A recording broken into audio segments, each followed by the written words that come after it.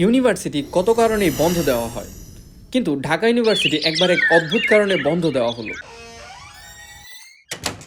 আর তা হলো ভূমিকম্প। ক্লাস বন্ধ, ল্যাব বন্ধ, প্রজেক্টের কাজ বন্ধ। ভাবলাম কিছু তো চলা উচিত, তাহলে চালানো যাক। কোথায় যাব, কি করব, কোনো কিছু ঠিক না করে কয়েকজন বন্ধু মিলে বের হয়ে পড়লাম।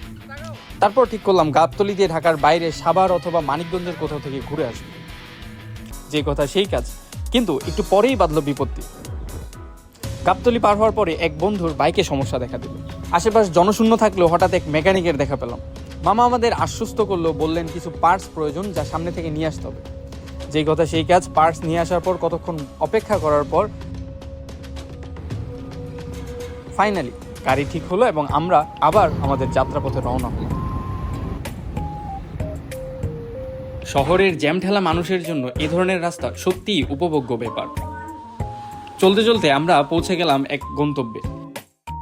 সেখানে সকালের নাস্তা শেষ করে, বলে রাখা ভালো তখন রোজার ছিল না, আর তারপর আশেপাশে খুঁজতে থাকলাম ট্যুরিস্ট স্পটগুলো।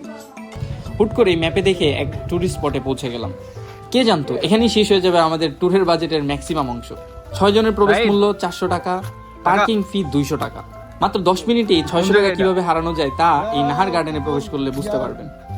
দেওয়ার পর ভিতরে ঘুরে 2টা ছবি তুলে বের হয়ে যাওয়াই যথেষ্ট ছিল, কারণ ভিতরে আর দেখার মতো তেমন কিছুই ছিল না। তারপর আমরা বেরিয়ে পড়লাম আমাদের পরবর্তী গন্তব্য বালিয়াটি জমিদার বাড়ি। কিন্তু তার আগে একটু অ্যাডভার্টাইজিং করে দিই। বন্ধুদের সাথে এমন ট্যুরগুলো খুব রাশ অ্যান্ড এক্সাইটিং থাকে, আর এক্সাইটিং মানুষজনের সাপোর্ট হিসেবে আছে ইলজি শুজ।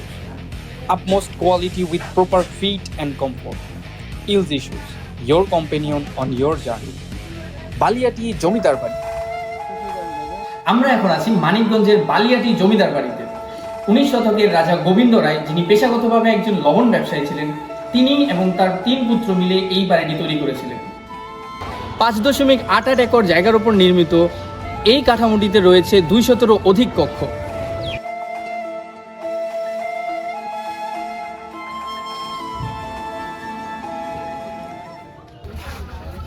মধ্যদিন পার হয়ে যাওয়া এবার আমাদের ফেরার পথে আমরা সিমিলার আরেকটা ট্যুরিস্ট স্পট খুঁজে পেলাম, মোহাম্মদী ঘাট। কিন্তু পূর্ববর্তী অভিজ্ঞতার কারণে এবার আমরা আর সাহস করলাম না। বিদায় জানিয়ে এবার আমরা আমাদের গন্তব্যের পথে ফিরে এলাম। এসে জানতে পারি ভূমিকম্পের ছুটি শেষ হওয়ার পর শীতকালীন ছুটি দেওয়া হয়েছে।